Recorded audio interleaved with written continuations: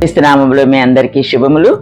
ఈ దినమున దేవుడు మనకు అనుగ్రహిస్తున్న ధ్యాన వాక్యము, నా ప్రాణము తల్లడిల్లగా బూది గంతముల నుండి నేను నీకు మొర్రపెట్టుచున్నాను, నేను ఎక్కలేనంత ఎత్తైన కొండపైకి నన్ను ఎక్కించుము. ఈ ప్రార్థన దావీదు రాజు చేస్తూ ఉన్నాడండి. తన జీవితంలో అనేకమైన కష్టాలు, అనేకమైన ఇబ్బందులు, అనేకమైన బాధలు కదండి.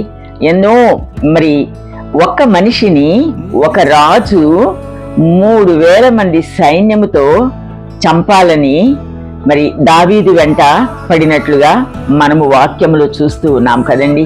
అయితే దేవుని యొక్క భద్రత దావీదుతో ఉంది. అదే విధంగా సొంత కుమారుడే తనకు వ్యతిరేకముగా చేసి మరి చెప్పులు లేకుండా కూడా ఆయన నడిచినట్లు దేవుని వాక్యంలో మనం చూస్తూ ఉన్నాం.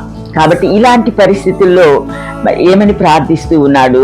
నా ప్రాణము తల్లడిల్లగా బూది గంతముల నుండి నేను నీకు మొరపెట్టుచున్నాను, నేను ఎక్కలేనంత ఎత్తైన కొండపైకి నన్ను ఎక్కించు. అంటే దేవా నన్ను ఆశీర్వదించు. కొండలపైకి ఎక్కించడం అంటే దేవుని యొక్క ఆశీర్వాదములు, దేవుని యొక్క దీవెనలు మన మీద ఆ విధముగా ఉంటాయండి. కాబట్టి ఈ దినాన మనందరం కూడా ఇదే ప్రార్థన చేసుకుందాం.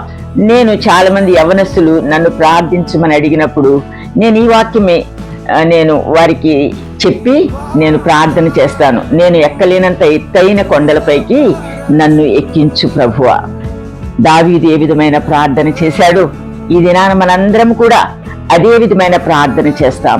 దేవుడు తన బిడ్డలను ఉన్నత స్థలముల మీద ఉంచే దేవుడు. కాబట్టి ఈ దినాన మనందరం కూడా ఈ ప్రార్థన చేసి దావీదు పొందిన ఆశీర్వాదములను మనం కూడా పొందుకుందాం. అట్టి కృప దేవుడు మనకు అనుగ్రహించును గాక. ఆమేన్.